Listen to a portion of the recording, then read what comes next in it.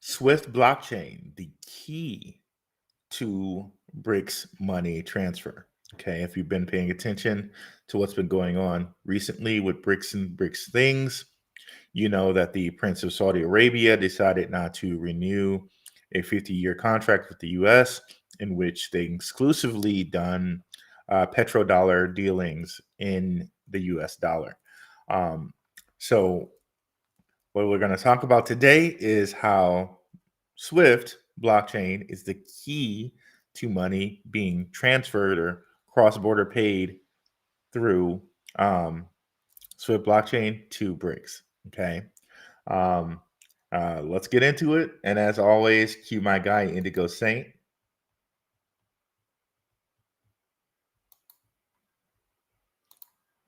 Let's get it. Boom. Let's get it.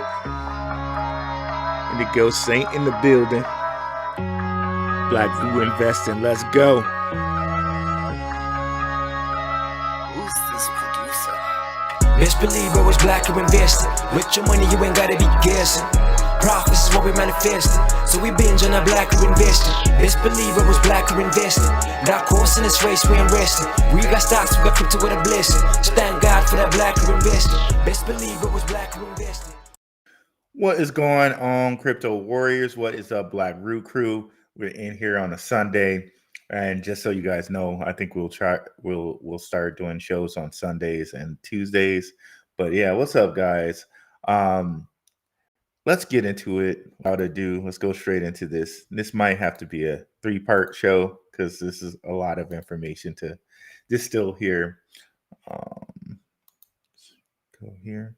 So the biggest thing to understand is BRICS. Okay, so long story short about BRICS here.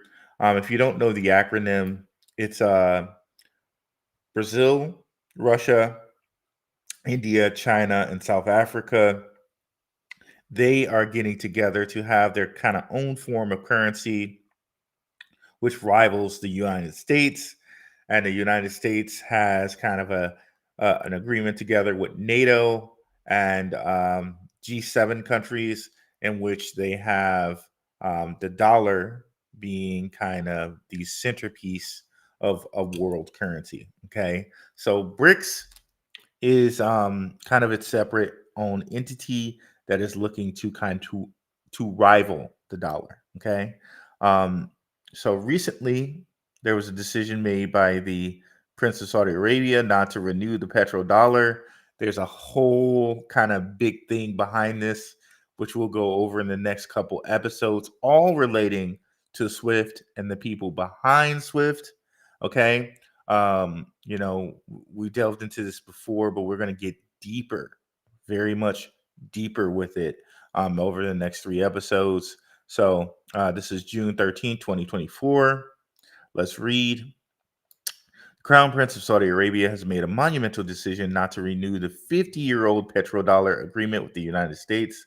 This agreement first established in 1974. So this was basically around the time that Nixon removed us from the gold standard.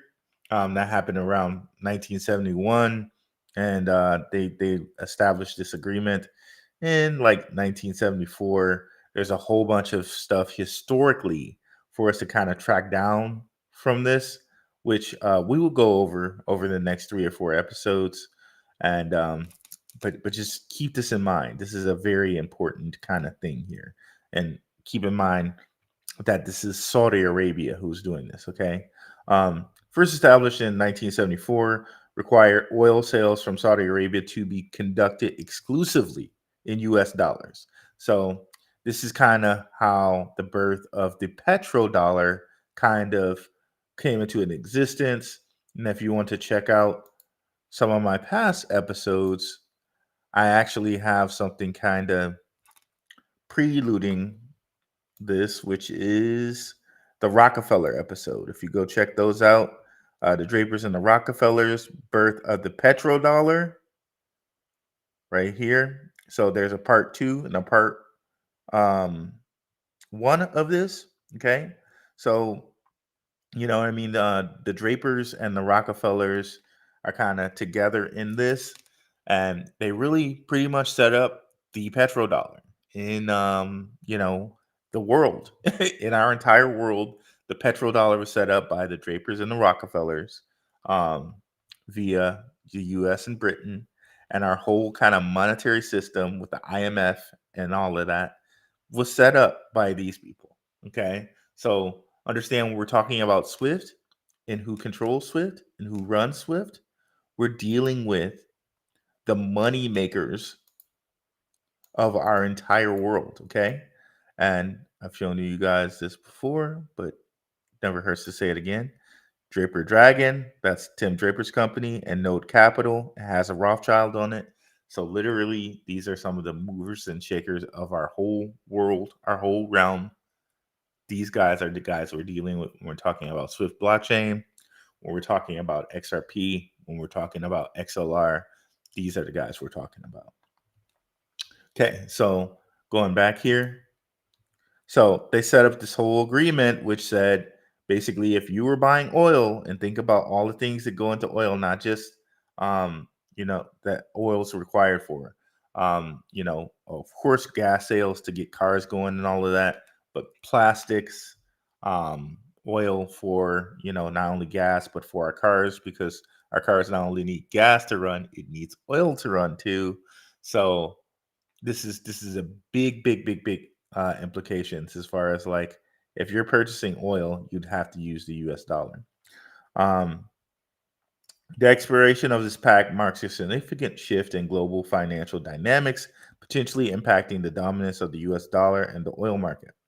So basically, what it kind of alludes to, and maybe effects of this are not going to be seen immediately, but 2, 3, 4 years from now, heck, maybe even next year, uh, the effect of this is going to be seen.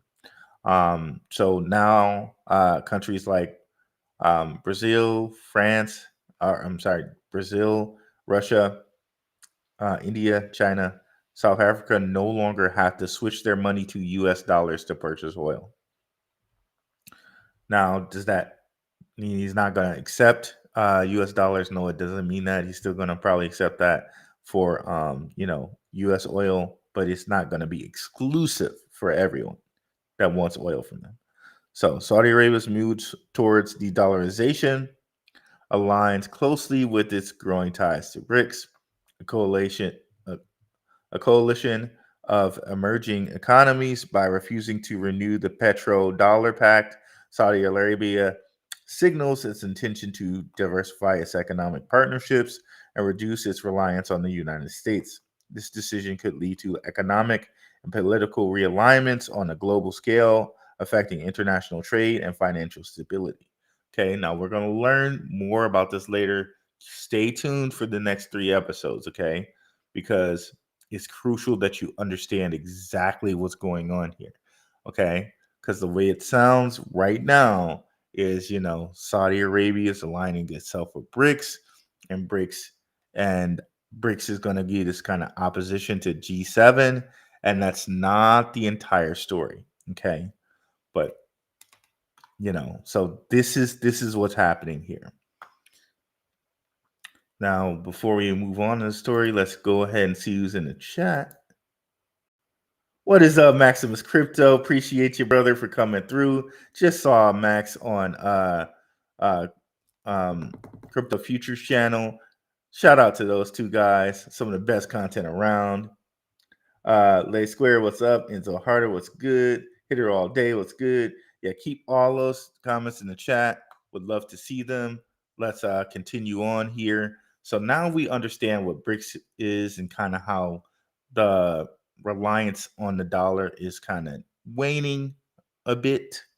At least that's what it seems like on the surface. Now let's go over and understand why kind of SWIFT is a key to this and for this, right? Cross-border payments, right? Very, very necessary, very needed. We've talked on here why cryptocurrency is really cool, and that blockchain gives us consensus, when it would have taken days or days for something to happen. Like I always try to talk about like a house payment, because everybody knows, like, if you're buying a house, you have to wait for your bank to clear, and then you have to wait for the other person's bank to clear. This is one major use for blockchain, right? Payments. But yeah, so you have to wait for these things to clear, and it could take 3 days, 3 days on your end, 3 days on the other person's end. But with blockchain, it clears in seconds. Okay. And when you have something like the XRP ledger, you can have things like that that can clear in seconds, but also move tons of money in seconds. Okay.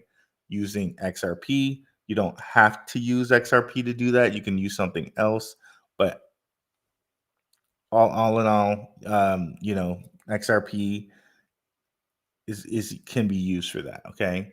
And hence, we now go into a trend that I've noticed, right? That's been happening with a lot of different payment systems, a lot of different cryptocurrency exchanges. Every kind of exchange or payment system is having some type of connection to cryptocurrency, like be it custody, be it stable coins. They are making themselves ready for cryptocurrency. Now, I know all the people will let you think that there's like a meme coin cycle coming, and maybe in some certain sense, certain meme coins will make it, like things like Floki and Doge. I no longer think of those as meme coins, but in a certain sense, meme coins will make it. But I think you're doing yourself a disservice if you're not looking at what's happening with payment systems and all these different exchanges. Okay. Now I'm going to show you some news from a while ago, but I think it's very significant for Swift blockchain. Okay. So Swift integrated Alchemy Pay. Okay, so this is from July 25th, 2022. Swift integrates Alchemy Pay's crypto payment ramp plugin. Okay, so basically what this does is it makes like traditional fiat on ramps and traditional fiat kind of payment systems more accessible to Swift. So Swift blockchain is integrating Alchemy Pay's fiat crypto on and off ramp to allow purchase of crypto directly with fiat payments.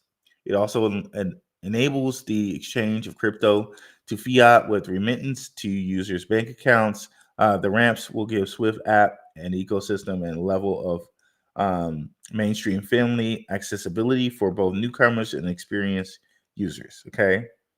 And then it goes into Swift and all the places it's available and all the different chains it supports. And Swift supports a ton of them. BTC, ETH, Polygon, Arbitrum, Polkadot, Binance, Heco, Solana, Terra, Phantom, Tron, OKX, XRP, tons. And we've even speculated Stellar as well, right? So I think this is a huge move. And if we come over here and we look at Alchemy Pay, which I think is also something that should be on people's lists, right? We'll see that Alchemy Pay has connections into Shopify. Is this what I wanted to look at? Yes, they have connections into Shopify, MasterCard, you name it, right? And maybe under the covers, there's a little bit of Swift technology going on here too. Swift blockchain technology, who knows? But you can see here.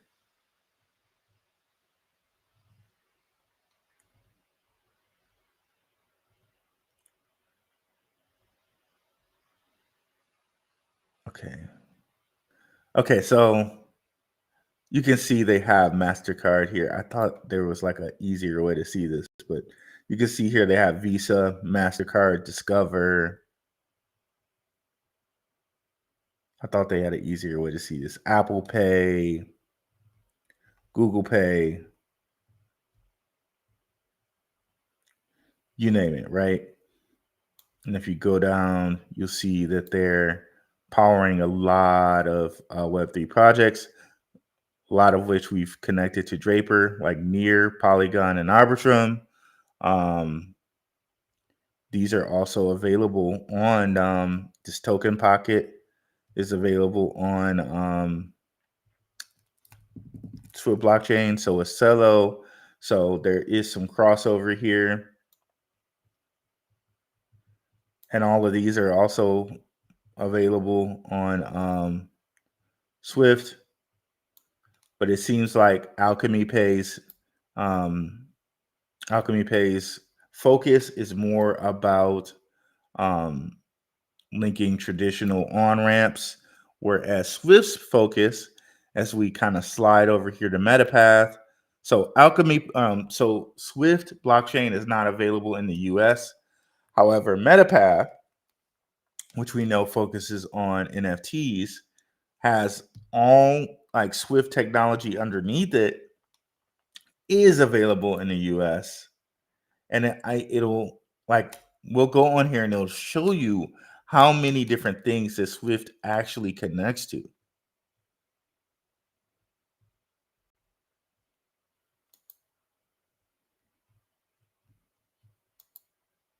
So I'll click on Connect Wallet. I think you guys can see this. Yeah, you can. I believe so. I think you can see Connect Wallet. Okay, so going back. Now look at all the freaking wallets this thing connects to, right? MetaMask, and we already know Draper with Consensus is connected to MetaMask, and Consensus is owned by Consensus is funded by, I should say, JP Morgan, which is JP Morgan Chase, which Chase Bank and the Rockefellers. We could go on and on with that, bro. Chase Bank and the Rockefellers connection to Draper. Like, there's so much. But let's just say, okay, MetaMask and Consensus, right? Token Pocket, we just saw them with Alchemy Pay here. OKX Wallet, Trust Wallet, like EliPal, Coinbase Wallet, Draper owns part of that. Polkadot, Tron, Phantom, Kepler with Cosmos, Halo, where are we? EliPal, yep. MPC Wallet, I'm not sure about. Math Wallet, I think that's like a Filecoin type deal. HyperPay, which we're going to go over HyperPay today.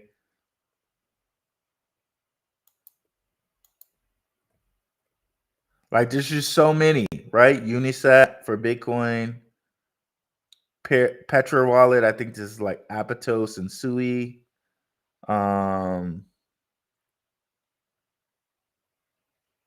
There's just so much. Compass, I think this is SEI, SEI. There's just so many. Crypto Crow with crypto.com. There's just so much, bro. There's just so much. And this enables them to be able to do NFTs. And I know we think of NFTs as kind of like, these little stupid little pictures, but this enables tokenization, right? So it's bigger than that. And also, in some ways, people use NFTs for, it's art, and art are, those who know, what art is used for as far as taxes go. Okay, so we'll just leave that at that. I'm not a financial advisor and I'm not a tax guy, but we'll just leave it at that. So with Metapath, I just wanted to bring this up so we could see all the different wallets that are connected in there. And it doesn't even show you anything like Alchemy Pay, which we just saw that they were linked up together. So think about all the different things that we connected to Draper as far as like Alchemy Pay goes. as far as YePay goes, Robinhood, like all these different things, right? All of these could possibly connect in here. So let's move on from there. So now we know as far as Swift goes, you can connect it to traditional on ramps via Alchemy Pay, and it connects to like so many different platforms. I just showed you there are so many different wallets, but we could actually go to Swift's page and they'll tell you. And a lot of these are BRICS nations, like chains, as far as like Binance is concerned, Tron is concerned, um, where is it? OKX is concerned, Thundercore, which people don't talk about, is concerned, Clayton, South Korea, right? XDC, XRP, which XRP we're going to get into a lot today. And remember, XRP was one of the first, with Mizuho Bank, was one of the first stops that Swift went and talked to, right? So many things and so many stable coins they accept. Look at that. All these Tether ones, all these USDC ones. So that's why it's important to keep in mind as we talk about these stable coins that it seems like in order to make these crypto networks work, in order to keep money on these crypto networks, as if you've been into the crypto investing for a while, you know that like if a coin has a stable coin, like money tends to stay on their network more because someone can transfer from a non-stable asset like let's say Bitcoin or Solana or ETH and put it into a stable asset such as USDC or USDT. So money tends to stick on a network more when they have a stable coin, which is why I think, Ripple made their own, which we're going to talk about that today. So all of this in the backdrop that Alchemy Pay allows you to kind of have traditional on ramps for Swift because they have that partnership. Now let's get into some kind of new news that happened here. Let me see, where is it? Okay, so the new news was Stripe. Okay, let me see, where is it? Okay, trying to find it here. I got like 85 things open. Okay, there we go. So Stripe just bought Bridge or is looking into buying. I don't know if it's completed yet, but Stripe's 1.111, that number always comes up, right? Always comes up. 11, like, okay, remember that whole BIS, National Settlements, doing something, they're doing it January 1st. So 11 always comes up. Yeah, if you know, you know. Stripe's 1.1 billion acquisition target. Bridge buys Web3 platform Triangle.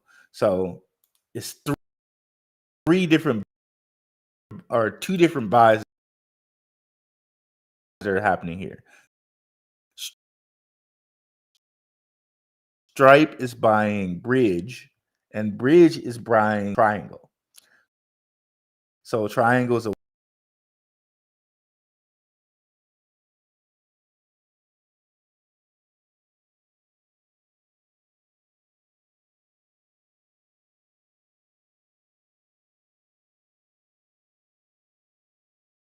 payments giant Stripe.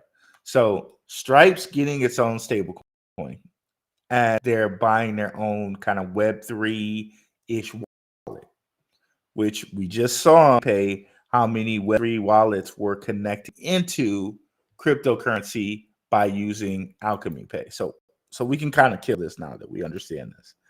The thing to understand is Stripe is going to get its own stablecoin a la PayPal, a la Gemini, a la Ripple, a la Revolut, which we'll talk about. So, and they're also going to get their own Web3 wallet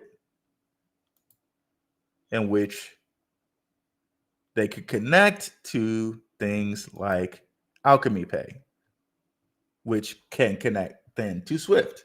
Okay. So again, we saw how many kind of Web3, Web2 wallets as far as like Google Pay and Apple Pay that can use Alchemy Pay, right? See the little scroller, the little ticker. You can see 50 fiat currencies, 170 countries, 300 plus fiat payment channels, all cryptocurrencies supported. And, Visa, MasterCard, Discover backing, but also here kind of the big boppers, Google and Apple Pay, right?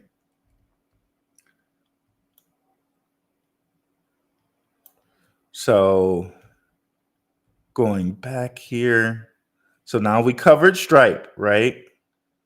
Now let's look at Robinhood.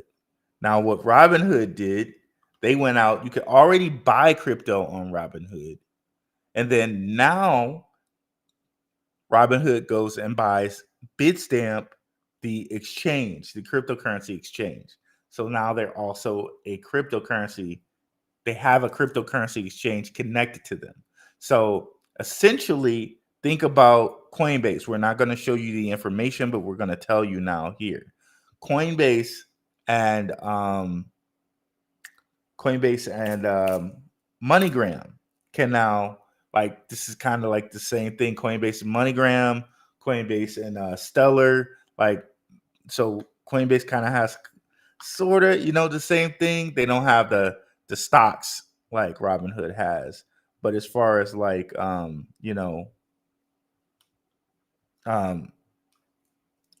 far as everything else, that they have it. So Robinhood set to acquire crypto exchange Bitstamp in a potential $200 million deal. So Bitstamp, another thing that's going to open them up to is a MiCA license, because Bitstamp's cryptocurrency exchange will with retail and institutional customers in the EU, UK, US, and Asia. So to Robinhood. So again, and these are both things that Tim Draper owns a piece of. He owns a piece of Robinhood. He owns a piece of Coinbase. So and remember Coinbase's big connection with Stellar. So Robinhood itself, kind of, you can almost think of it as a kind of Web 2, Web 3 wallet itself, because people, they trade, stocks on there, they buy crypto on there. Like Robinhood is kind of already that in the US, right? So here we have them kind of furthering themselves in cryptocurrency, a la a Coinbase, a la a Revolut, a la PayPal, right? So in addition to that, we have the news where both Robinhood and Revolut are looking to get their own stablecoin. Now, understand that Coinbase, they're locked to the hip, and they're very much locked into USDC as their stablecoin. And through Stellar, Coinbase kind of already has its own stablecoin via USDC, and we've covered that before on numerous shows. So as Max, definitely go over and check out Maximus Crypto. Let me go over and let me bring his stuff up. Let me kill this too, so you guys don't have an echo. Let me go YouTube.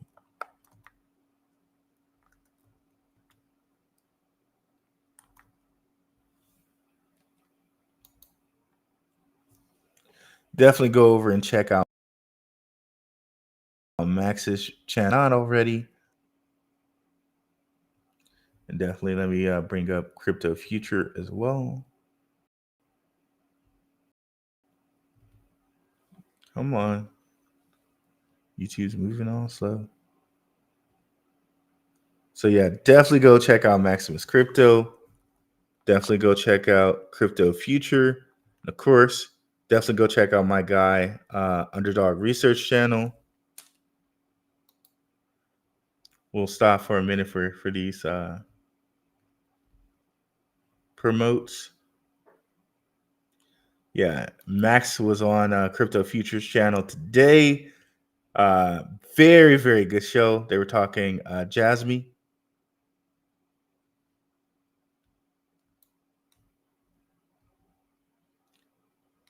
And definitely go check out Underdog Research Channel.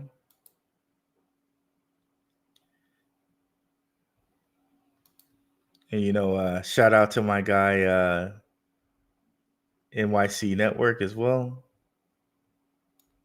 And Underdog just did a show with Crypto Nation. Shout out to Crypto Nation. So just wanted to stop and mention my guys there. Let's close that. Okay, so basically to kind of recap that, we got Robinhood, Revolut, and Coinbase with their own cryptocurrency exchanges, of course, and their own stable coins. So that this is something that will put them in line to do even more as far as like integrating with a SWIFT, integrating with an Alchemy Pay, and getting payments across borders. So, okay, let me see. Okay, here we go. Yep. So Robinhood and Revolut explore joining the 170 billion stablecoin market. Okay. So basically they're saying it here like they're going to take some market share away from Tether, because it says Tether's USDT accounts for over 2/3 of the market's value. BitGo executives see hyper-fragmentation of stablecoins. Something to kind of look at here.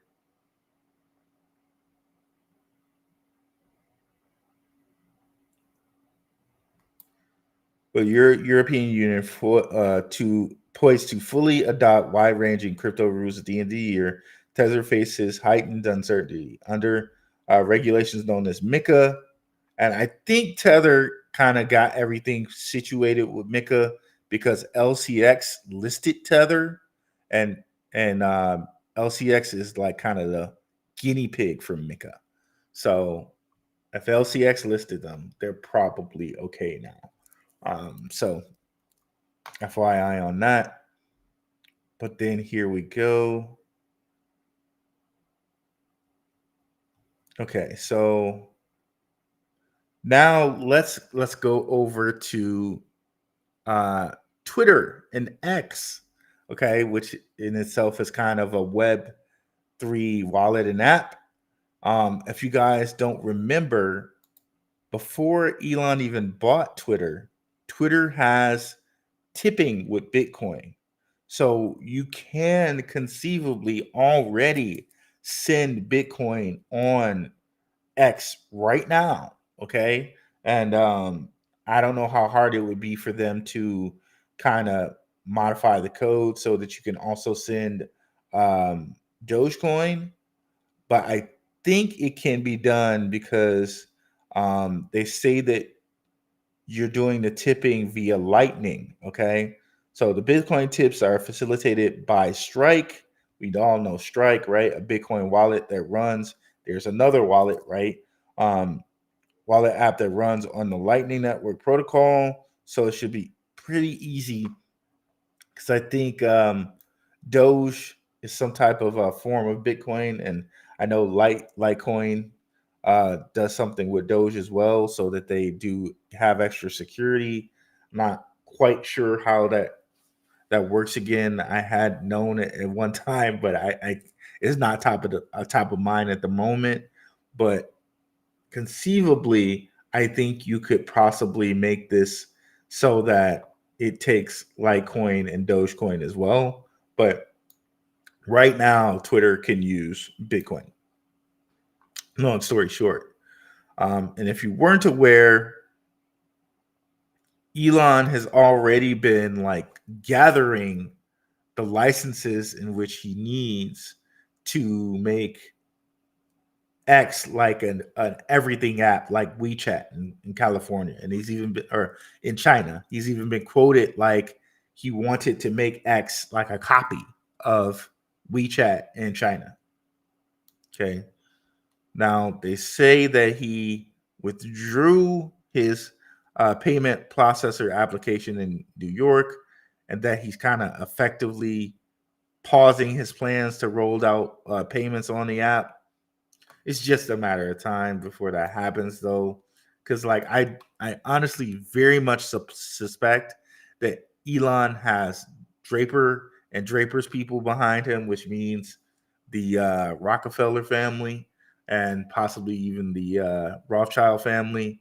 Again, if we look at Tim Draper and Tim Draper's investments, we'll see like three Elon Musk related companies, including Twitter. So that whole thing where Elon was buying Twitter, who knows how that worked out, but Draper apparently already owned a piece of Twitter and now his boy owns it. So I don't, use your imagination on that one. But Tesla, SpaceX, and Twitter.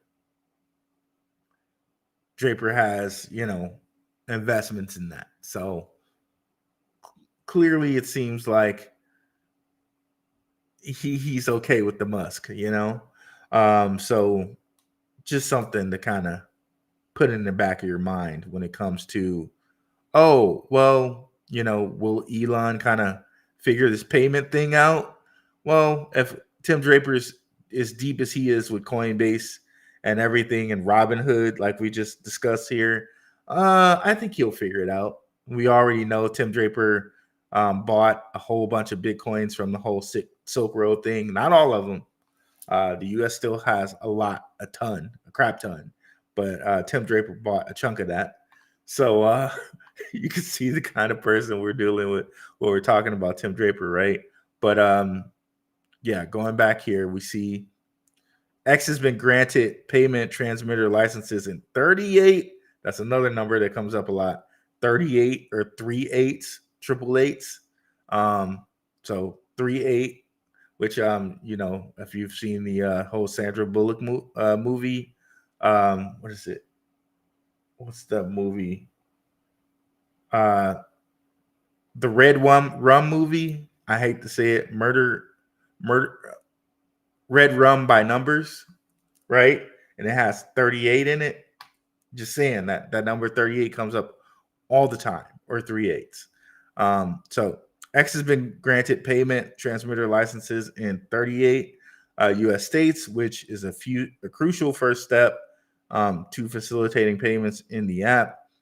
A payment transmitter license gives the platform permission to facilitate funds and transfers, while it would need to gain payment processor licensing as well in order to enable direct shopping in stream. So, I think it'll get there just because of the people that are behind Elon. But this is just another point here that X probably becomes this everything app, which kind of falls right in line with the PayPal, with the Robinhood, with the Revolut, with the Coinbase, all of that, right? So just another way of doing it. But now with that X, you can bring in things like an NFT, right? So everyone has an NFT that's their likeness. There's just so much you can do with it, right? And X is one of the kind of only apps that doesn't heavily censor. So it's totally incentivizing you to go over there and be a part of it. And here we are again too with the whole X thing, XRP, XLM, XDC, XRP. I'm sorry, XLR, LCX, all the X type deals in the year 2024 when X is the 24th letter of the alphabet. I'm sorry, guys. I just throw in some of this gematria stuff. If you know, you know. Can't get into all of it, but just want to point that out. Let's go over here and look at the comments again here.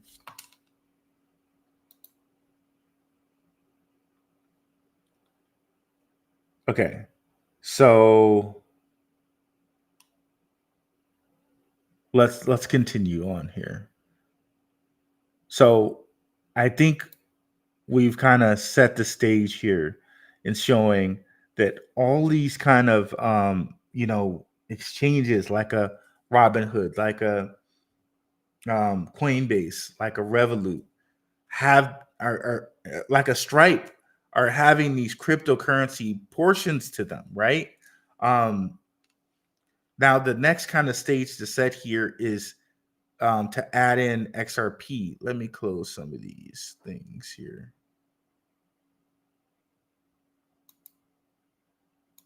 Is to add in XRP. So XRP, what these guys have done is with Medico, they got their own crypto custody going, right? And I take it, with Robinhood, with Coinbase, they can custody crypto, right? Like Coinbase is custodying crypto for BlackRock and BlackRock's ETF. Well, Ripple with owning Medico, they can institutionally custody crypto themselves. Okay, so Robinhood can do it as well because of all that licensing that they have, being a stock exchange. So they have the right to, they have all the laws to custody crypto. Here's Ripple with what they own, Medico. They can custody crypto. And you see another big bank, HSBC, to launch tokenized security service with these guys. So here it is. Again, Ripple is becoming one of these kind of custody Web3 wallet tokenized, firms, along with the Coinbases and the Robinhoods of the world, right? And of course, we know Ripple launched their stablecoin as well, so there's that too. So we kind of mentioned like 3 or 4 or 5 or 6 companies now that have done this as far as payments go. Like, and it might not let us access this. They've announced partners for their stablecoin, including, well, we might not see. Okay, well, let's see if we can find it somewhere else.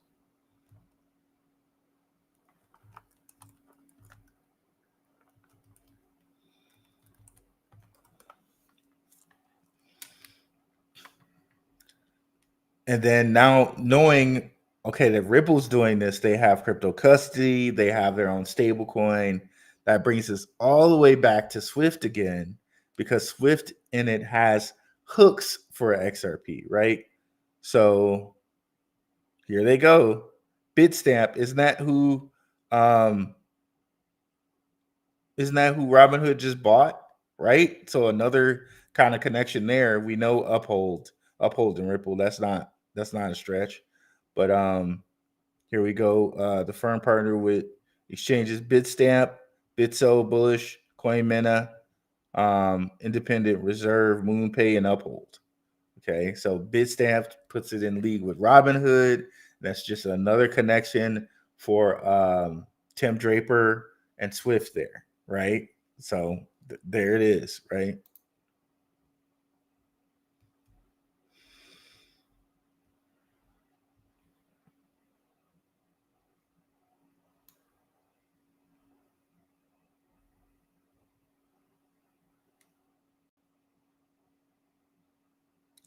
There it is. And it seemed like that other article said they were waiting for some approval from New York. But here we go with Ripple, right? So now bringing all of that back, let's go over here to Swift and see that Swift partners with a couple different wallets. One of which that we can look at is XRP Pay or XR PayNet, which does things with XRP. But then one of the ones I want to look at is this HyperPay. So this HyperPay to me had a lot of things that looked Swift like. And I'll show you what I mean here.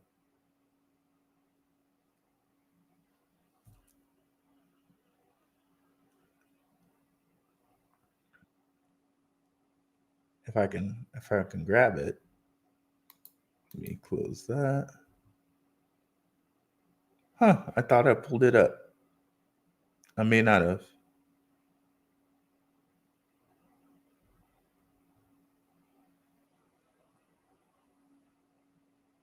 Okay, here it is. So this HyperMate, this is HyperPay. So you can see here that they're in Hong Kong, which is China, near China, a gateway to China, which we're going to have an episode on that. Kind of Singapore and Hong Kong are definitely gateways to China. And, Draper has connections there when we talk about XLR in Singapore and we talk about Hong Kong. Here we go with HyperPay, right? Doesn't it look like this website is kind of eerily similar to Swift's website? So maybe some of the same technology, you know what I mean? Or at least, okay, hey guys, look, you can use our guy for the website. Let me just introduce you to our guy.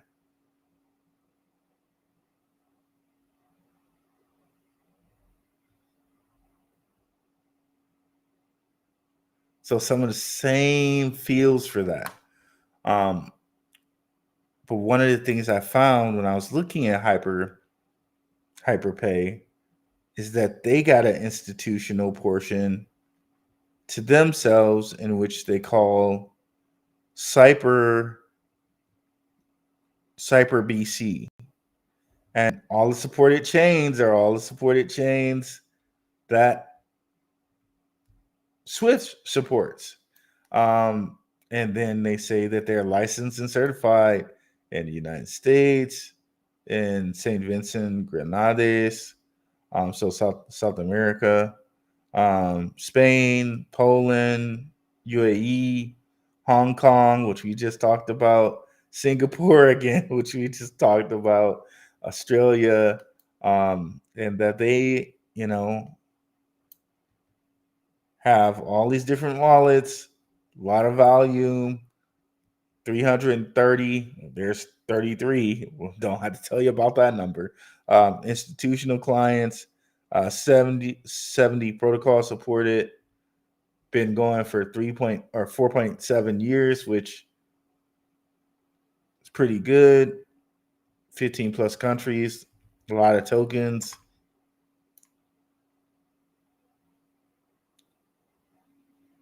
So these guys kind of say that they're regulatory compliant and they're institutional. And I found these guys looking at HyperPay. So to be very transparent, let me just do that for you so I can bring it up. HyperPay.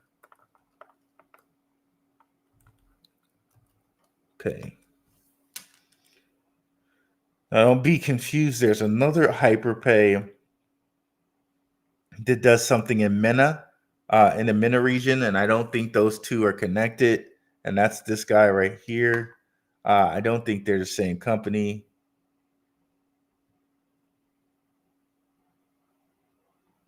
Yeah, I don't think they're the same company at all. And it says HyperPay Tech. Then it goes to crypto wallet. So I'm not sure if they're related at all. I don't think so. I'm not sure. But this is the HyperPay we're talking about. And how are they related to Swift? This is one of their partners that they say are their partners. HyperPay right here. Let's go back. So where were we? Okay, going down here below, and I clicked on custody. And that's how I got to this Cyber BC.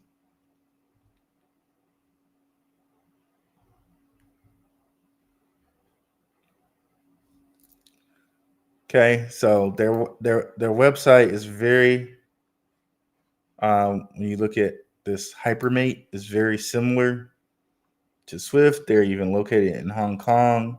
So could they be using Swift technology? Could they be another wallet that's connected to Swift or owned by Swift? I don't know. I have to look a little bit deeper into it and see who owns HyperPay. And I had to look a little bit deeper, but I thought that was interesting.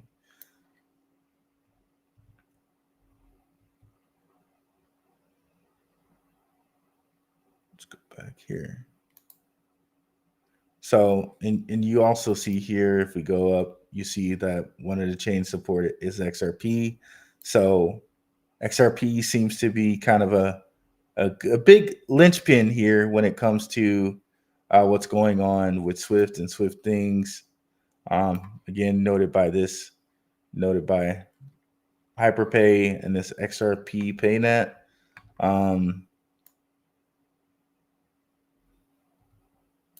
Also, a big guy I'd like to point out is Axelar, and how Axelar brings everything kind of back here. We've already shown you how Axelar, Swift follows Axelar on Twitter, but let's go and connect XLR back to Tim Draper.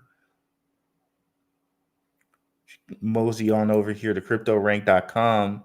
One of the really cool things that cryptorank.com does is it shows you funds and backers. Look at this. Polychain Capital, Coinbase Ventures, and Dragonfly Capital, all of which Underdog Research has shown you guys are connected to Metapath, right? And I've shown you with Polychain Capital through Boost VC, which Draper Sons owns, that this is owned by Draper Sons VC firm. If we can bring that up. And then, of course, here, Binance Labs. Binance Labs, you definitely see a big connection to Swift and Binance. And Binance, of course, has a big presence in BRICS nations. They're the biggest, I think, European exchange, period. Of course, LCX is probably going to come for some of that market share, but as of right now, I think Binance is the biggest. But you can see here that supported chains, Binance is there. So let's go back here. Bring up that Boost VC right quick. This show might go a little bit over 2 hours, over an hour. That's okay. Where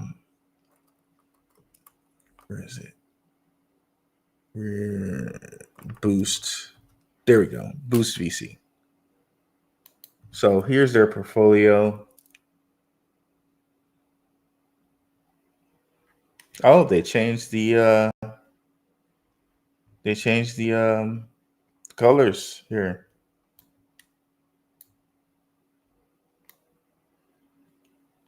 They switched this up a little bit.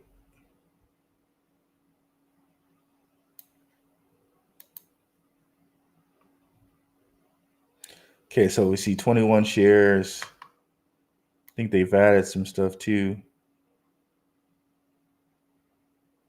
Bit refill, Bitcoin.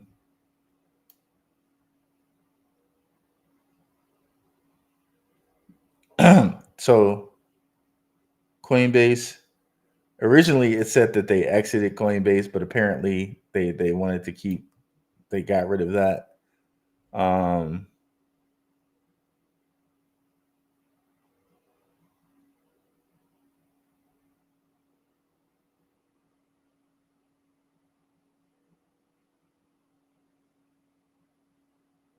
There we go. Polychain Capital. Boom, right there.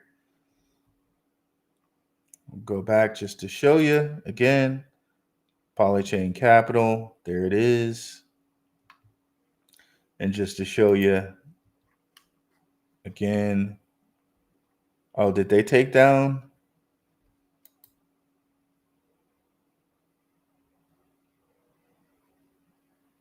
Did they take down the owners? Okay, our team. Okay, there we go. Adam Draper. You see that right there?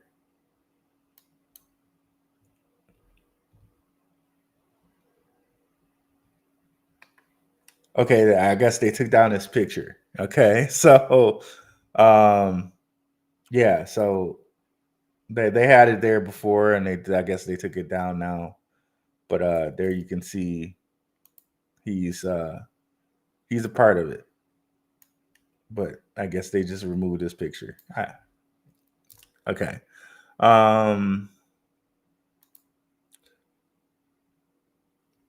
Okay, so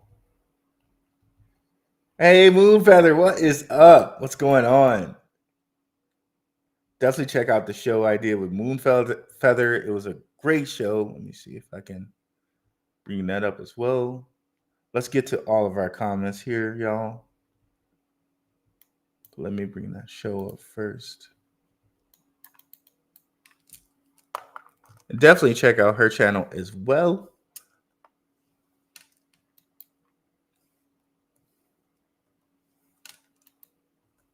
I cannot type right now, y'all.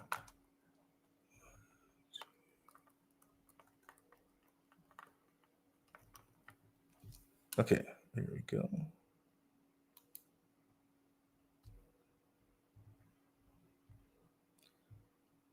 It's a very different and interesting take on crypto, more from the numeric, like numerology type side, gematria type of side. Let's see.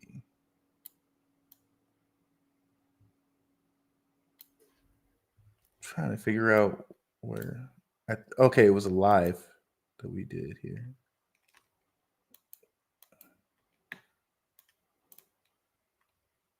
There he goes. Stocks, stars, and crypto connection. Definitely check that out.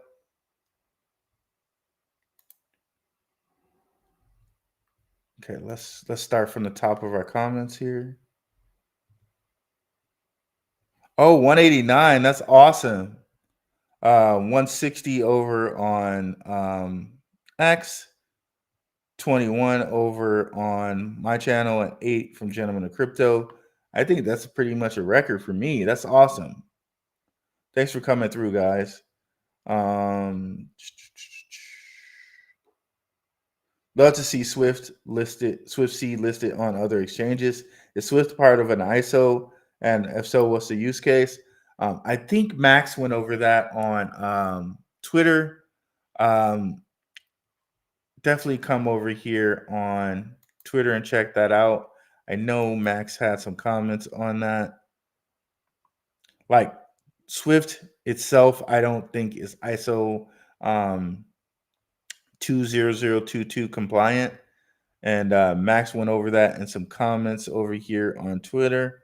Oh, thanks for sharing me out, Max. That's probably why we got such great numbers right now. Really appreciate it, brother. Thank you so much. Really appreciate it, bro.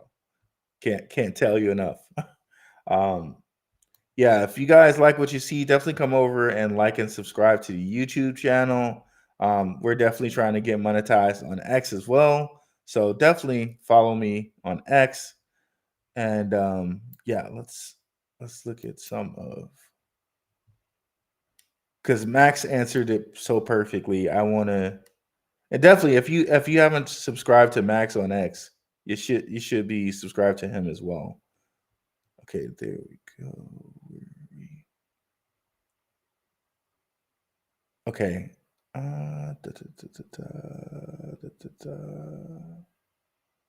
Trying to figure it out here. Okay, maybe it might be just best to go to Max's thing here.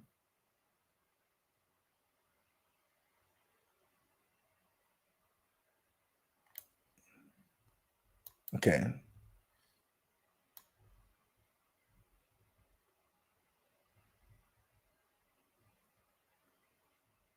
Okay, I'm not gonna find it right away, but they're not ISO 20022 compliant.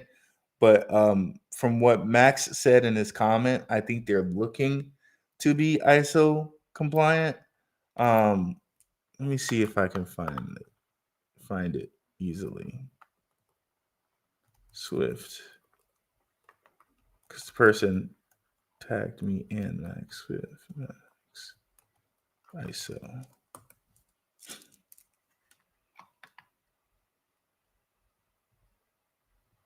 Okay, I'm probably not gonna find it quickly.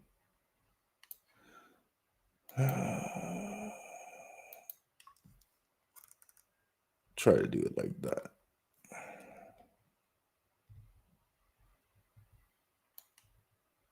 Nope. Okay.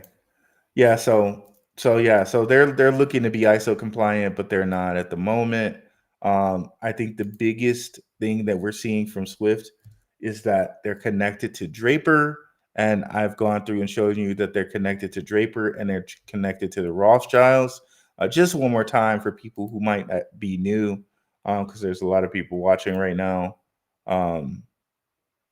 Go up here and mosey on up to, and you see that Swift is connected. They said backing of renowned investors, Draper Dragon and Node Capital. If we go over here and kind of just let's use this one here, Draper Dragon, and we look at their team. You'll see there with the Draper Dragon team, the Tim Draper's sitting. He's right there. So this is his one of his companies. As you can see, the majority of the people on his team are Asian, because that's the area of the country or the area of the world that this team is focused on. And Swift happens to be one of their things that he is invested in. Just wanted to point out the name Larry Lee, because the Lee family is a very rich family. So, Draper continues to kind of position himself. I don't know if Larry Lee is a part of the rich Lees, but I think he is, from the way that the name is spelled, possibly. Not sure if Andy Tang is part of the rich Tangs, but the Tang dynasty controlled China at one point in time. So I'm not sure if Andy Tang is a part of that Tang dynasty or not, but just want to point out important names like that. So Draper Dragon, you can see Tim Draper there. If we go and we look at Node Capital, one of the people that you'll notice is that there's a Rothschild attached to their team. And you can see that this team is also connected to eToro. You can also see this team is connected to XLR, okay, which we just showed you that Tim Draper is connected to via Polychain Capital and via Coinbase Ventures, because Tim Draper has initial investments in Coinbase. So right there. So anything Coinbase Ventures is invested in, he's invested in. You can also see here crypto.com is invested in XLR. So a lot of big players in XLR. And as you can see here, they don't even mention Node Capital. So who knows what other big players are in XLR, because Node Capital is not even mentioned here. But since we are doing our little super sleuthing, we figured that out. Let's go back to Node Capital. There we go. So Axelar is one of the things they're invested in. But you can see here their team. Amos Miri, I think is how you say that. He's a eToro guy. Amos was head of trading at eToro.com. Rotem Lev was also an eToro guy. Do I need to? Okay, it's kind of freezing up on me here. Let me close something. Okay, let me do that. Okay, let me close a couple things here because it's freezing.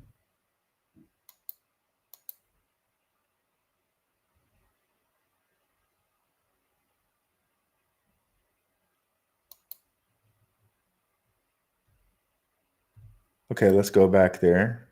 Let's close that. Open this.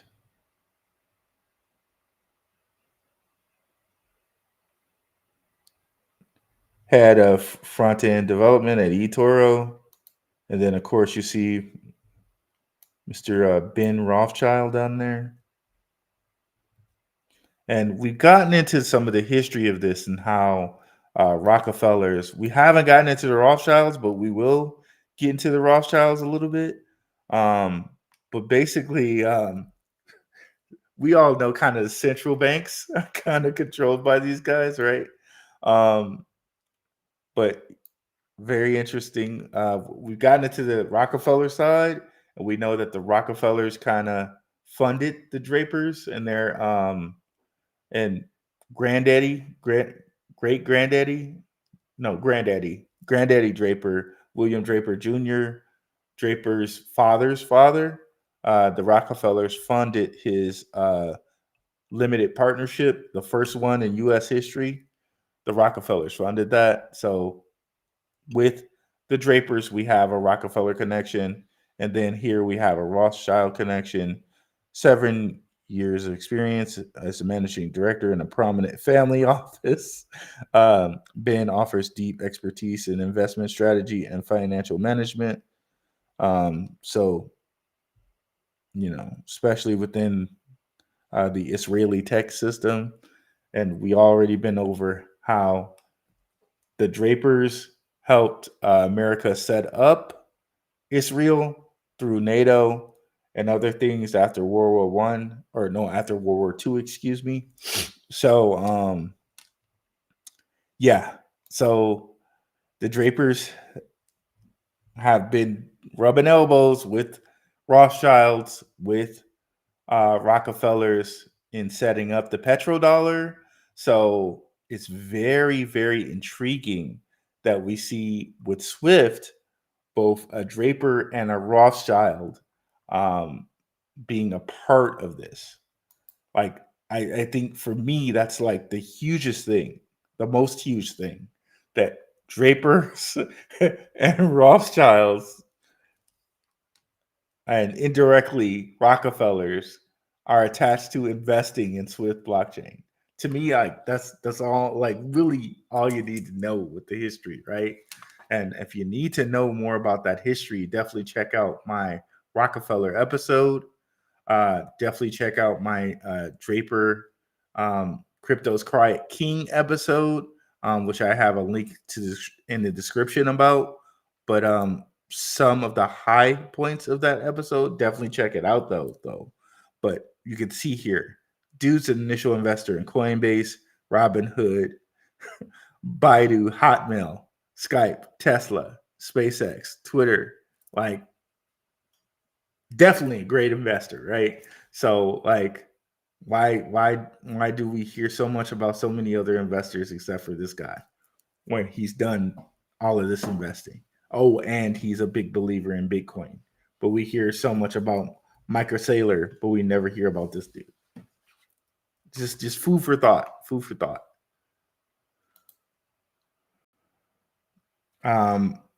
But yeah, As far as its use case, getting money through all of these chains. And if you think about all the different families, we talked about the Rockefellers, the Rothschilds, and the Drapers, right? They could use this exchange to move their money to all these different places that Swift works with. And I think these chains basically cover all the realm, all the world, right? We got Ethereum, we got Binance, we got Tron. Like that's pretty much everything. Polkadot. And again, we went on Metapath and we showed you all the different wallets it works with, like all the top cryptocurrencies, like Cosmos, Crow, like everything. It works with everything. Like you can move your money. You can convert it from Bitcoin to anything and move it pretty much anywhere.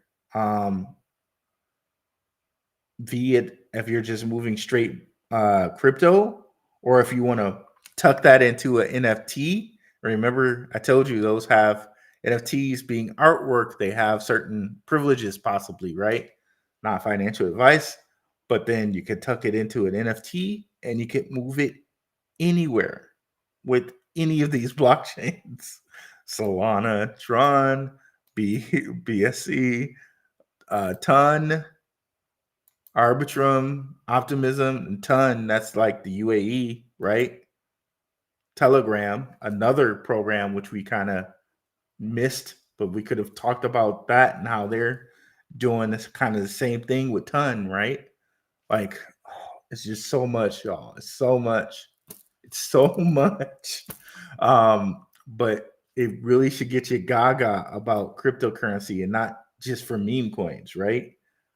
When you see all these different things doing crypto custody, getting stable coins together, like we're kind of at the precipice of a change or a gateway or a switchover, if you will.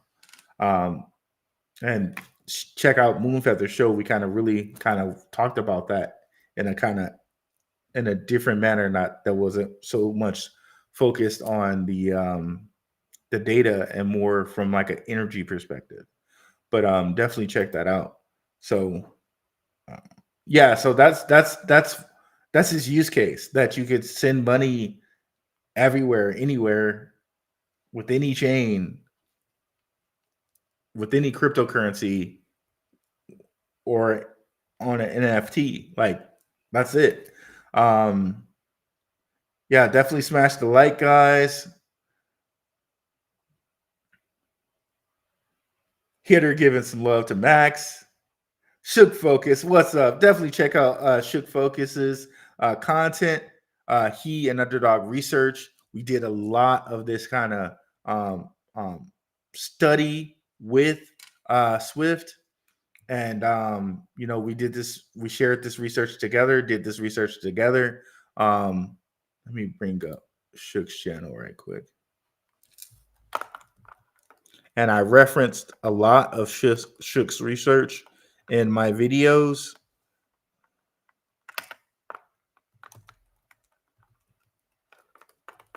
Oh my God, y'all, I cannot type today. Bro. Oh my God. Okay, I'm just going to go to YouTube. That's what we're going to do. Okay, so yeah, definitely come over and check it out.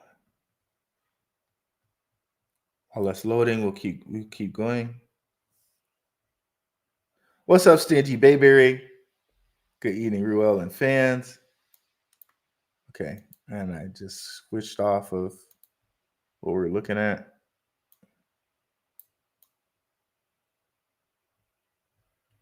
What's up, Chaka? Good to see you over here, brother. Appreciate it. What's up, Ty Madden? What's up, J Share 2.0? What up, Doe? The the traditional Detroit greeting up in here. What's up, Dream R? Dream 3R? Dreamer. Okay, gotcha. Whoops. Yeah, what's up, Dreamer? What's the difference in XRP and XLM when it comes to speed and fees on large amounts? I couldn't tell you that, but some of the same founders. Let me see if I can. Yeah, I couldn't tell you that time, man. But I think this is a good time to show something else in relation to that. If you can just give me a second here to pull up some documents.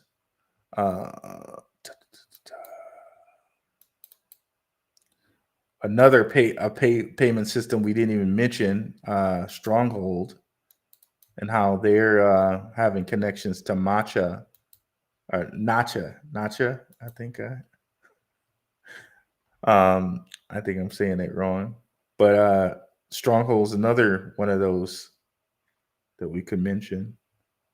But let me go. Okay, now let's share again. Entire screen. Share. Okay, here we go. Okay, so a lot of these same guys, and remember, we just mentioned Stripe, right? Elon Musk and Peter Thiel, they got connections to Stripe, they got connections to PayPal. And remember, PayPal, they created their own USD, right? So how many platforms now that created their own stablecoin? PayPal, Stripe is looking into it, Robinhood is looking into it, Revolut's looking into it. And how many of these are connected to Elon Musk, and how many of these are connected to Draper, right? Like craziness.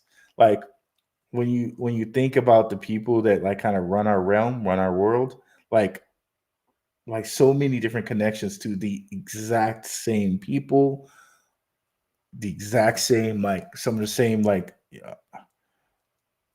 institutions and whatnot. It's insane, bro. It's just insane. But anyways, PayPal, Stripe, Palantir, right? So Thiel and Musk, they started PayPal together, and they got connections here with Stripe, and then going over here to David Schwartz, XRP Ledger and all that. But then Jed McCaleb, he has connections to Stellar, since he kind of founded Stellar, but he also has connections to Pantera Capital. He also has connections to XRP. He also has connections to OpenAI, which here we go with Elon and Peter Thiel.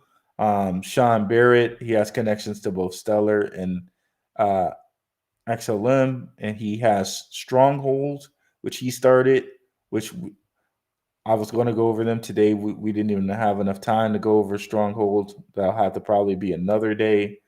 But all these guys like connected to all these different payment systems. But one of the things that kind of stands out is Stellar, XRP, Swift, Elon, Tim Draper.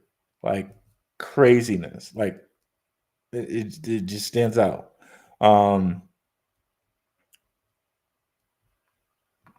Yeah, so going up to this guy, David Mazines, he connected to DARPA and Stellar and Google, right? But here, if we kind of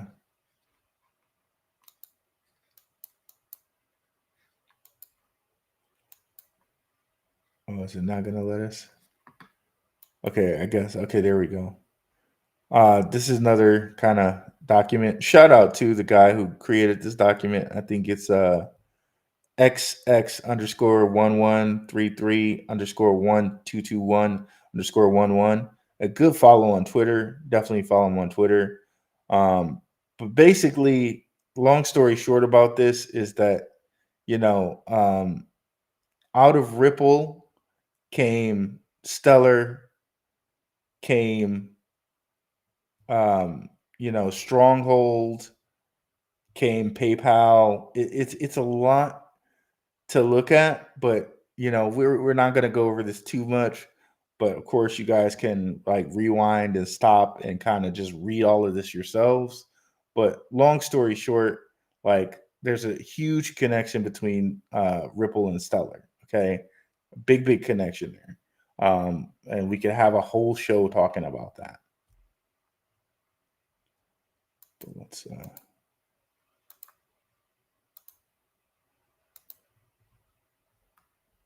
Okay, so we're two questions, bro. How do you feel about SWE and Deep on chain order book? And second, how about Stripe blockchain adoption? Okay, I think we kind of went over Stripe and how they just bought Bridge and how we just connected Stripe there to Peter Thiel and Elon, right? SWE and all of these things with SWE. If you look at the background of how SWE kind of came into existence, um, SWE and Apatos were out of Facebook Libra, and Facebook Libra, like Facebook was basically told, "Hey, you can't have a stablecoin." For whatever reason, they were like, "No, you can't have a stablecoin." And the team that was making Facebook Libra basically broke off into two teams, and it was SWE and Apatos. And it seemed like Apatos and SWE have good relations. Um, but yeah, these guys basically broke out of, they came out of the companies that were creating uh, Facebook Libra. And if you look kind of at real world asset,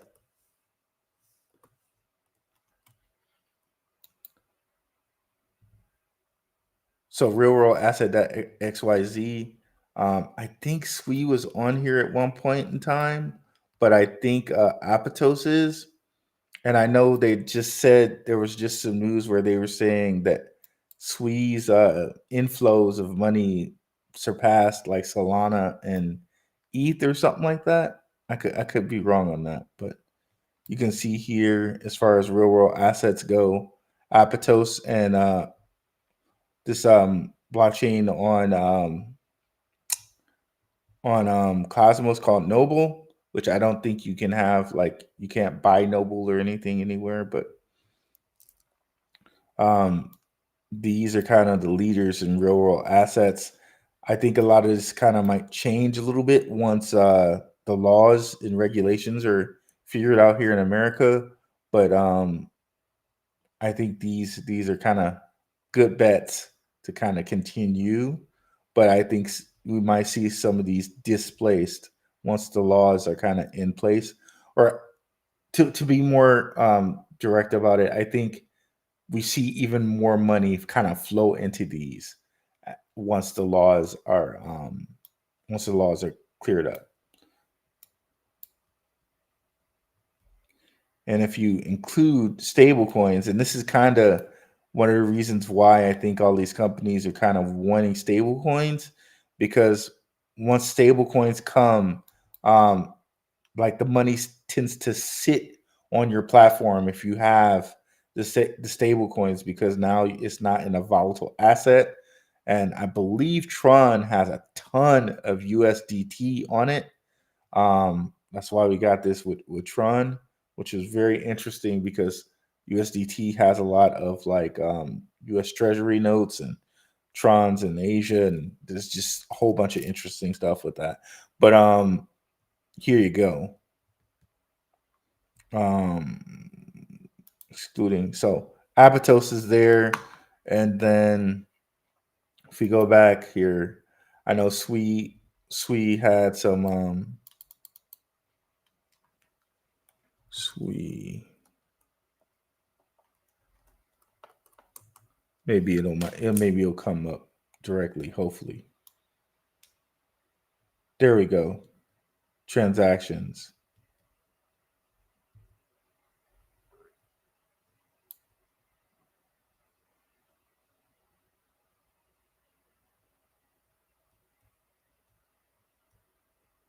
Okay, no. It wasn't transactions that I was looking for. It was something else. where SWE kind of passed Ethereum. And but anyways, more kind of out of the weeds of the data points of this, just knowing who SWE was, where they came from, which was um, Facebook, and knowing the people behind Facebook and all of that. I think a lot of these cryptos, at least for me, it's the backing and who's behind you. Um, so for me, I think SWE has that going for it. SWE and Apatos. So if you look at that, a lot of the players that we've been talking about, um, Circle, right? USDC, Coinbase Ventures, Draper, right? Binance Labs, here we go. So all of these different players are invested in SWE to tune of 336 million, right? Franklin Templeton, like these are the important things to me. The investors and the backing behind it, like because you can give all the data points, right? But they have to have really good backing and money behind them. So that's the most important thing when it comes to things like that for me. You see Apatos, same thing, right? Probably have the same like backers because again, like I said, started by the same people. And what are you noticing, right? Dragonfly Capital, Coinbase Ventures, the same people. Andreessen Horowitz. And I've shown you guys where Andreessen Horowitz and Draper are boys. We listened to an interview that Draper's son conducted with the two of them. So you can see here some of the same guys are coming up. We were looking at XLR, right? Some of the same companies coming up. Coinbase Ventures, Polychain Capital, Dragonfly Capital, Binance Labs, same guys. And I think that's kind of in the whole follow the money type of deal. That's what we want to see. And of course, Circle. Jeez. So follow the money, right? Just follow the money. I think more than anything, that's for me. That's for me. Not financial advice. That's just how I do it with my portfolio. Thank you for that. Thank you for the smash the likes. Appreciate it, brother. Over 54 next. Let's go, Rue. ISO payments, stingy Bayberry. Okay, yeah, let's bring up Shook's channel. I'm just so easily distracted over here.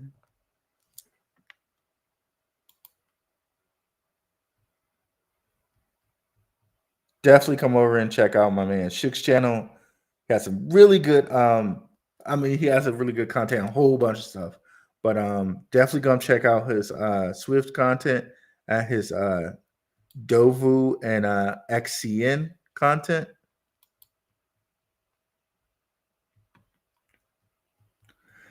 XCN's another one of those. Visa, right? And if we kind of pull this back up,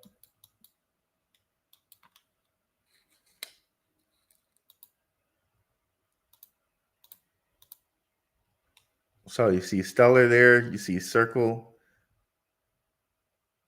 you see, and that's XCN right there. It used to be called like Chain Crypto, but that's it right there. XCN. Also see Stronghold. You can kind of forget about Casper now.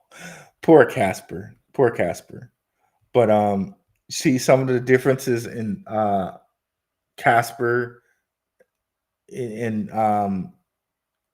and how some of these other cryptos like Stronghold, how they're already using Stronghold, and Stellar's already being used, and Stellar has that whole Tim Draper thing behind it and all of this. looking back, like foresight, you can definitely see that these like they definitely kind of separated themselves from Casper, but that's a different subject.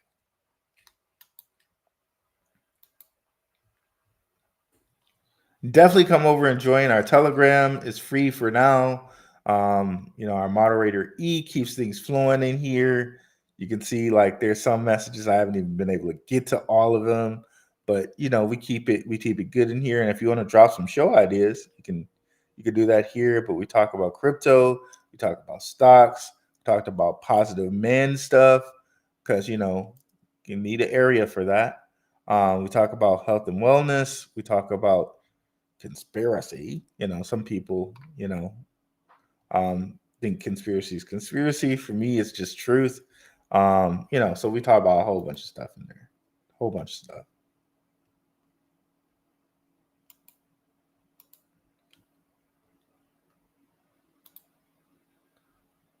Okay, so 222, love it. Triple twos.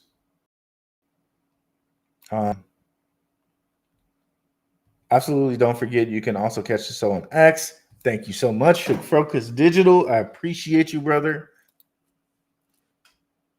We're going to be building out X soon. We're going to be putting exclusive content on there, like shorts and whatnot. So you'll definitely want to follow me on X. Oh, speaking of, I want to see, guys. Anybody know, like, I want to share something with you guys because a couple people at work didn't get it. I want to see if you guys get it. Let me see profile here.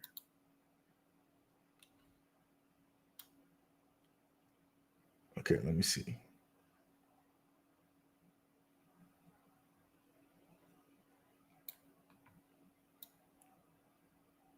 See, we didn't even get to Stronghold yet.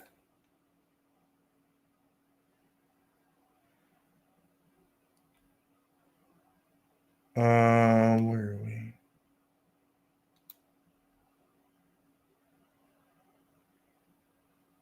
Okay, we're almost there, I think. Okay. Okay, so who was I? Who was I for Halloween, guys? Who was I there? Okay. All right. Just want to see what the answers go for that. Okay, so let's get back to the questions there. Gary, we'll have to talk about Gary on another day. We'll definitely have to do that. Is that the same SWFT that's on Coinbase? Yes, it is. Yes, it is. I saw you on Rob and Max special guest. Now I'm here watching too. Your content, as always. I appreciate it, Craig Berg. Thanks for all you do. I appreciate you, brother. Guys, smash the like for Rue. Appreciate you, Max. 137 people on X, 19 on YouTube. Yeah, man, this is an all-time high for me. I definitely appreciate everybody coming through here. I saw where Maximus stated that there are rumors that SWFT could potentially be migrating its messaging services to ISO 20022 standards. Sounds very interesting if true. Yes, and I wish I could find that specific message without going through my entire my entire X. But yes, I saw where Max had posted that too. I very much like that. I haven't seen any information on that specifically myself, so I can't comment on that. But I know anything that Max puts out is great information and is thoroughly researched. So if Max put it out, I would trust that. And there's like, not too many people I can say that about other than like Max and Underdog Research Channel. So you know what I mean? If Max put that out, I agree. Like that's great news. Great news. What is up, Moonfeather? Thanks for coming through. I just was watching your show before this. Appreciate you for coming through. And we made sure we highlighted Moonfeather's channel. Definitely go over there and like and subscribe. Selfless Vendors LLC. Am I the only one who notices am I the only one who notices on X? SWFT follows everybody. You know what? Selfless vendors. That is another Selfless Vendors LLC. That is something that Shook Focus has always pointed out. SWFT follows everybody, and I mean everybody.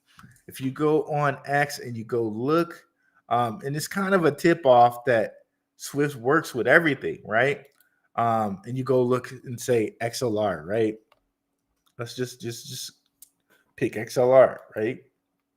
We know XLR is a side is going to be used as a bridge for a side chain to XRP to Cosmos via EVMOS.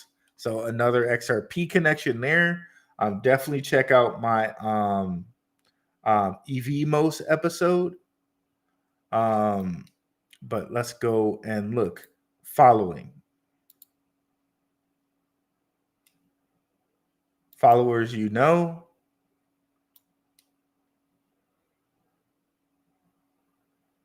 Swift. And they follow everybody. So they literally want everything to work on Swift. Literally. Like that they follow everybody. Even if it's like some like random chain, they'll get it on Swift. Like I can't think of one off the top of my head, but like telling you, Swift is following them and is getting them on their chain. Like I saw them like promoting something like Cripple Cat or something like that. Let me see. Peacock. That's definitely, if Moon Feathers in here, she can tell us what a peacock represents. But this is definitely the peacock represents in Native American cultures and tons of cultures. Peacock is all about like prosperity and all of that. The peacock and the peacock feathers, which look like an eye, they definitely have extra meaning. So it's very much something that they posted a peacock. That there could be a little something to that.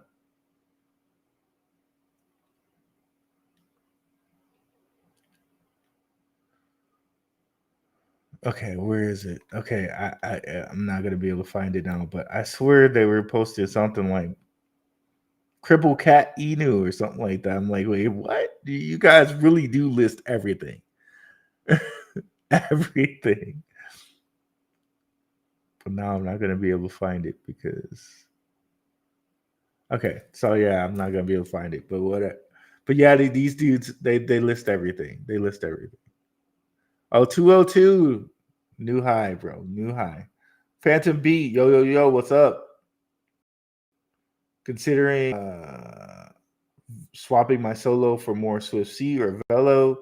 Solo has been under delivering as far as updates and communication. What's up, Light Bulb 100? Well, I mean, I'm not giving any financial. I'm not a financial advisor. You know, I'm not trying to be anybody's financial advisor. Do whatever you feel is good for you. You know, I mean, if that's how you feel, I understand. One of the things that I felt was interesting. Well, one of the reasons why I like Solo is because Solo did Corium, and Corium was connecting Cosmos and XRP. I thought it very interesting that then XLR came over with EVMOS and made another connection. So they kind of bypassed their Corium connection with XLR. So I thought that was very interesting. So take from that what you will. I'm not telling you what to do with your portfolio. I just thought it was very interesting. They already had Corium, and then they came over instead and decided to use XLR and EVMOS. I thought that was very interesting. And I'll show you exactly what I mean here, if I can find it.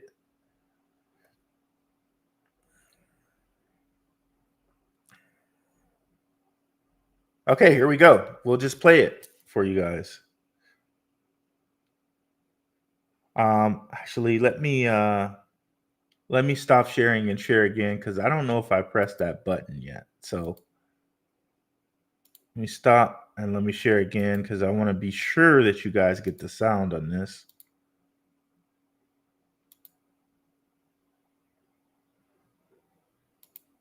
Okay, there we go.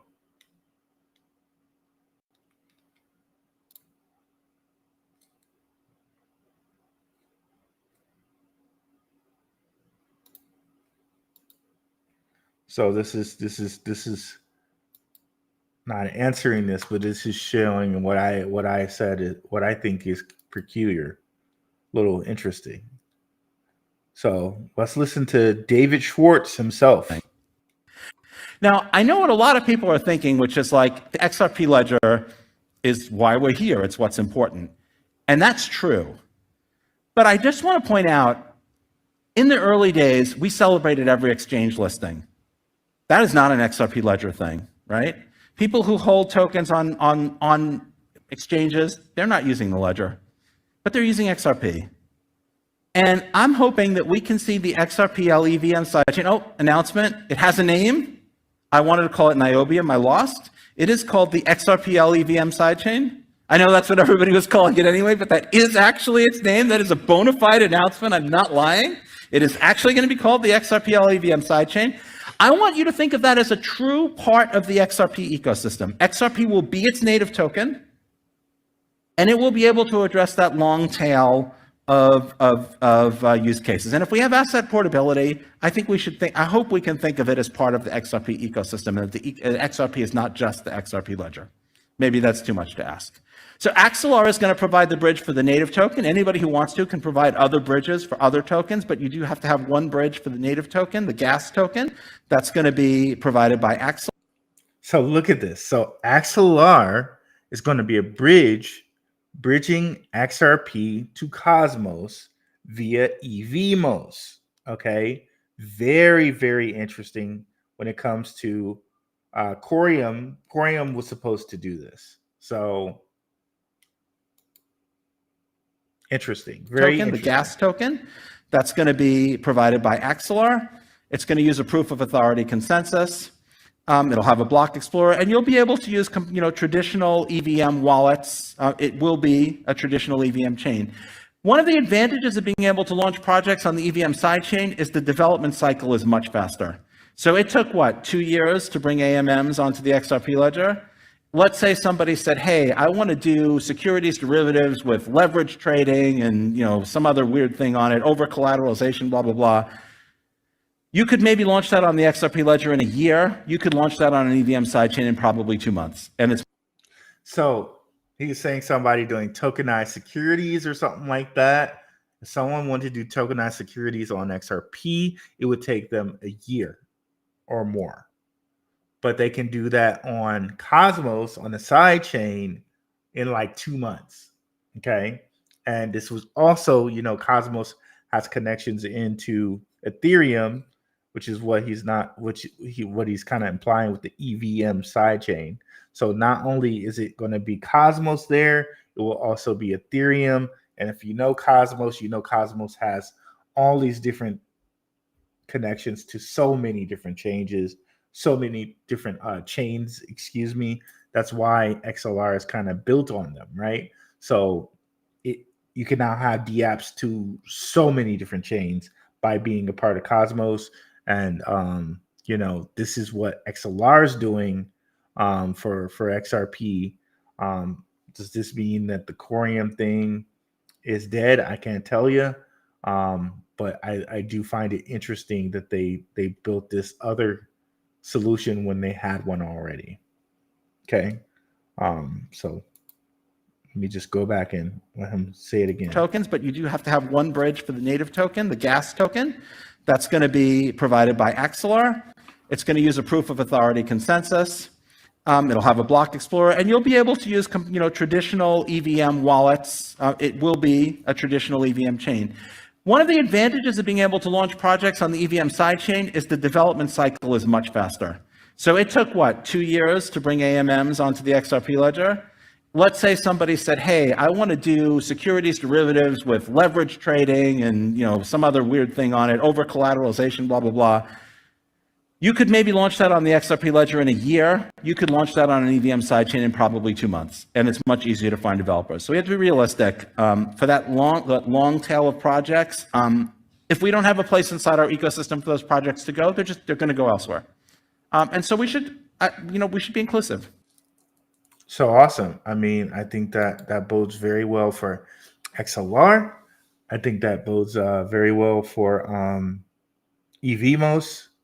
I'm not so sure how that goes for Corium and Sologenet. So keep going here. As selfless vendors, you're in the right place. We joke about that all the time over here. Hello. Welcome. Phantom Beat, what's up? And J2, how are you? Sir Click, Swift KYC, is it like a Rango exchange? I'm sorry, I'm not sure what you're saying there, but I think Swift does have KYC. I don't think it's like a decentralized exchange at all. I think you do like KYC, but you can't use it in the US. So yeah, that's one thing that's kind of a setback, but you can use Metapath in the US. So there's that. Malcolm Rex, it's C. You see the C word there that has defined the world's history 100%. You got that Telegram link, bro. Yeah, Telegram link should be in the description there. Dreamer, let me know if that works for you or if it doesn't. Malcolm Rex, the Black Nick Fury. I remember when he was pale colored. Yes, I do remember also when Nick Fury is pale colored. People don't really. This is like the one kind of casting where people don't mind that Nick Fury is one color as opposed to another one. That whole pale colored Nick Fury was just a copy of Snake Plissken. For those who like the whole Escape from New York thing, Marvel kind of copied Snake Plissken and made him into Nick Fury. That was the whole kind of thing behind the Nick Fury character. But I think Sam did a great job for what he did. I know also like Michael Clark Duncan played Kingpin once, and he did a great job for that too. I don't think all of the time that you should change these characters that are one way to the other one. I mean, I don't think it works all the time, and people wouldn't like it if it was the other way around. So, is what it is, right? But I think Sam Jackson did a great job. And for you Metal Gear Solid fans, that Snake is also a copy of Snake Plissken from Escape from New York. Thank you for the clarification. What's up, Drake L. Owens? What's up, Rue? I'm guessing Sam Jackson. Yeah, see, so many people, they were like, are you a pirate? I'm like, bro, you missed like the whole, thing. You just see an eye patch and that's all you okay, all right. To their defense, though, the people that did say that, they had saw some pirates earlier. So I guess Marvel is top of mind for everyone. So no, I was just wondering, like when people said pirate, I was just like, I don't know, like did I not land this here? I don't know.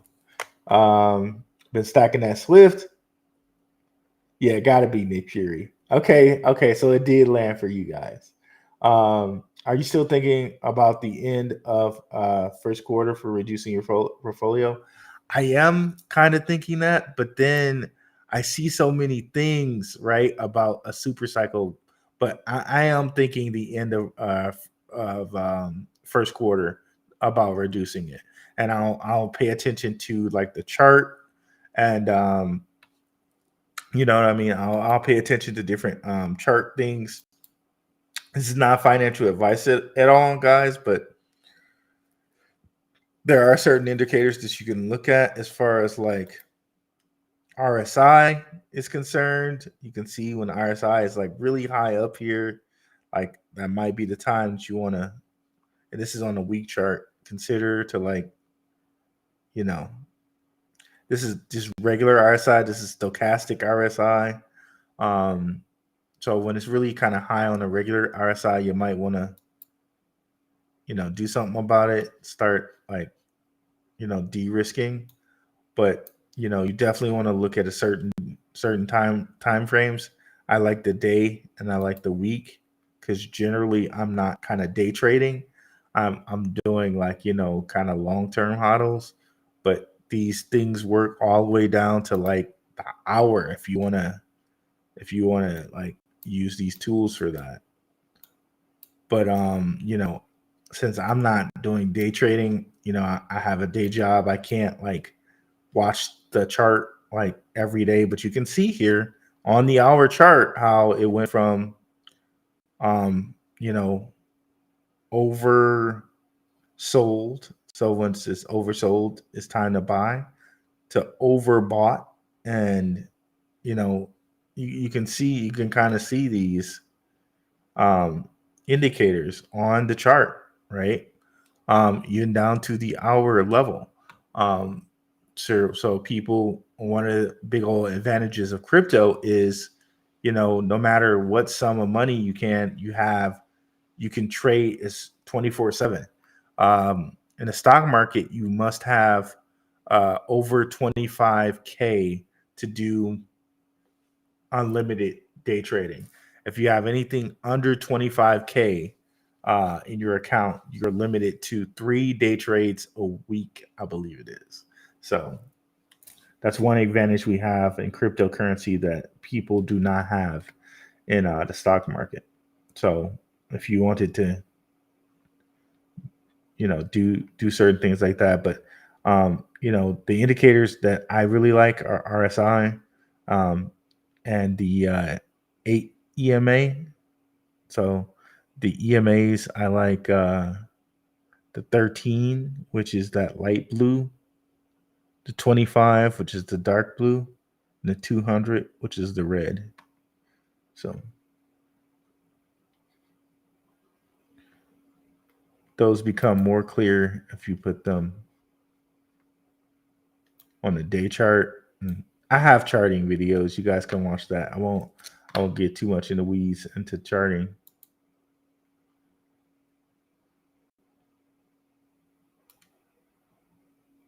Nick Fury goes back before Snake Plissken. I actually read the comics, bro. Oh, really? Because I had heard that Snake Plissken was the I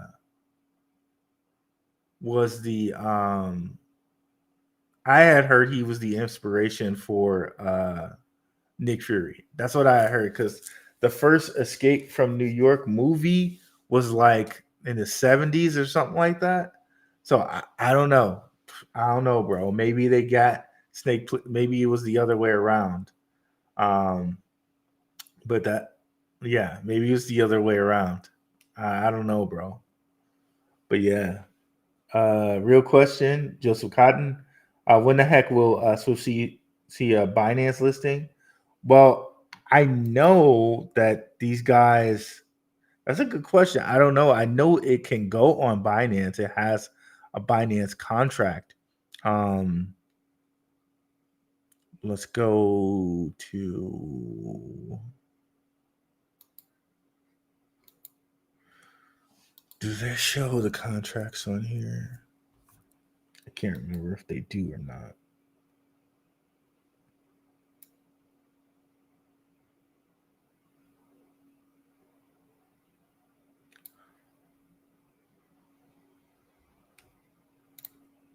Okay, clearly they don't show all of them. Let's go to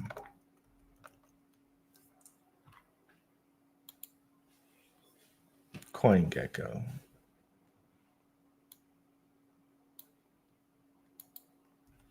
Because I think Swift has like 3 contracts. One's Ethereum or addresses. Addresses.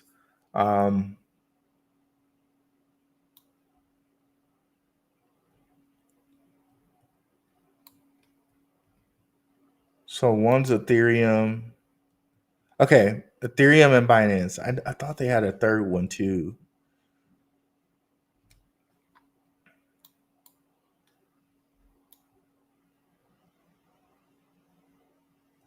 Are they not on Binance? Huh. Okay, they're on OKX. They're on KuCoin.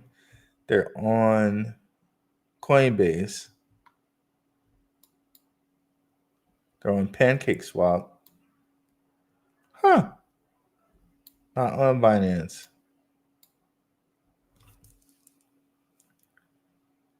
That's interesting.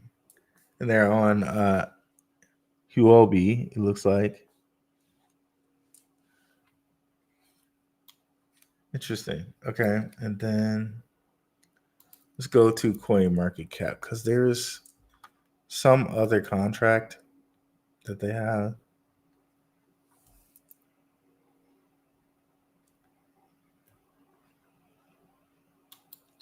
I think it's like Hecko or Huobi, some weird thing. CoinMarketCap always kind of freezes up for me, so hopefully it'll be nice today. Even though I have all these tabs open.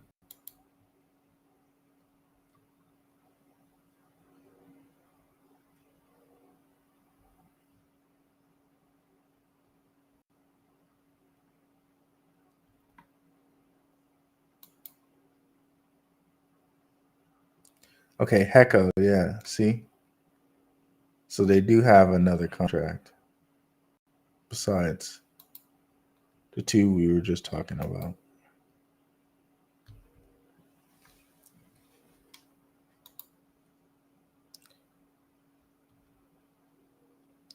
And then I don't know why, but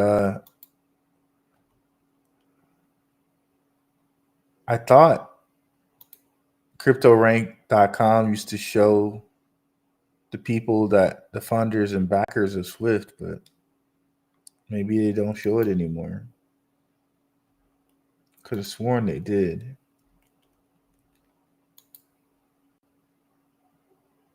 But it doesn't look like they show it anymore.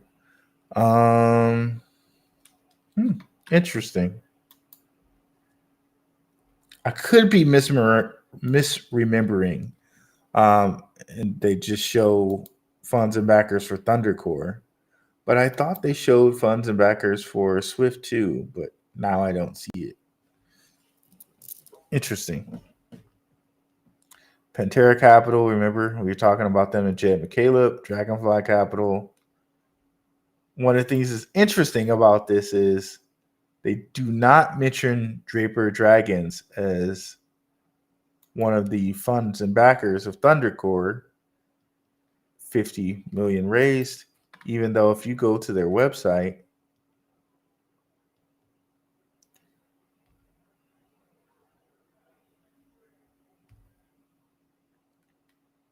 you scroll all the way down,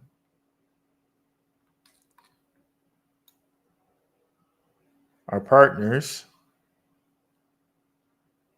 well, our investors, you see Draper Dragon right here. So I don't know why they don't put them on there, but they're definitely there. And for Swift, if you need to see it, we already showed you where they said Draper Dragon, but it's also here.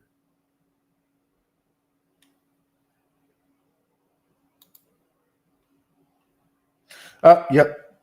Just so cotton. It's alcohol, I believe. Yep. So you already know. Nick Fury was a character going back to Marvel's World War II days. Okay, got you. See, you know what's going on here, bro.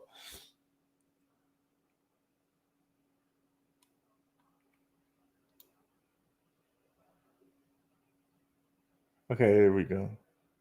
Snake was just a character that John Carpenter made. The movie came out in the 80s. Okay, got you. I thought it was the 70s. I never know with Kurt Russell, bro. Um, there is a Binance Jack wallet on Etherscan, but last transfer was a few hundred days ago, which I assume had to do with the community vote comp. Okay, just has been watching the wallets. That's cool, bro. Okay, all right, awesome. So yeah, guys, more to follow with this. There's a couple different things that we need to kind of finish up with and talking about this. One of which there's a Berkeley connection with these guys, and out of Berkeley came Swift.